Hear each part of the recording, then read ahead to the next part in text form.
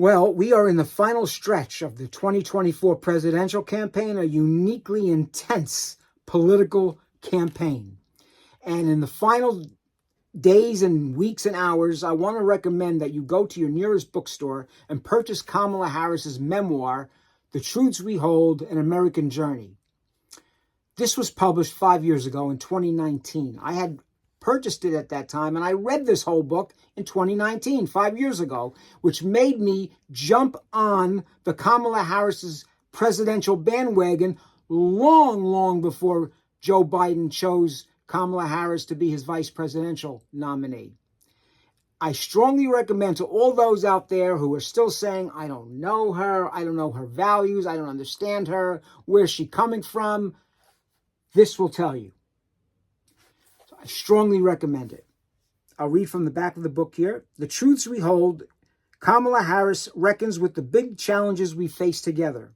Drawing on the hard-won wisdom and insight from her own career and the work of those who have most inspired her, she communicates a vision of shared struggle, shared purpose, and shared values as we confront the great work of our day. Now, the most significant influence in Kamala Harris's life was her mom. Her mom, Shyamala Gopalan Harris, PhD. She was a cancer researcher. She writes about her mom this. My mom, Shyamala Gopalan Harris, was the one most responsible for shaping us, Kamala and her sister, into the women we would become. And she was extraordinary. My mother was barely 5'1", but I felt like she was 6'2". She was smart and tough and fierce and protective. She was generous, loyal, and funny. She had only two goals in life: to raise her two daughters and to end breast cancer. She pushed us hard and with high expectations as she nurtured us, and all the while she made Maya and me feel special, like we could do anything we wanted to if we put in the work.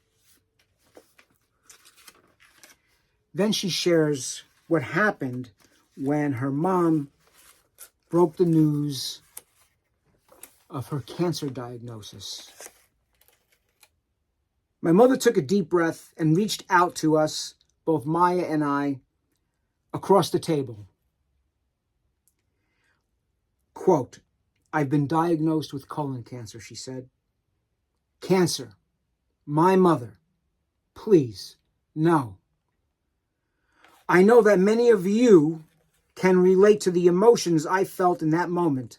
Even just reflecting back on it now, it fills me with anxiety and dread. It was one of the worst days of my life.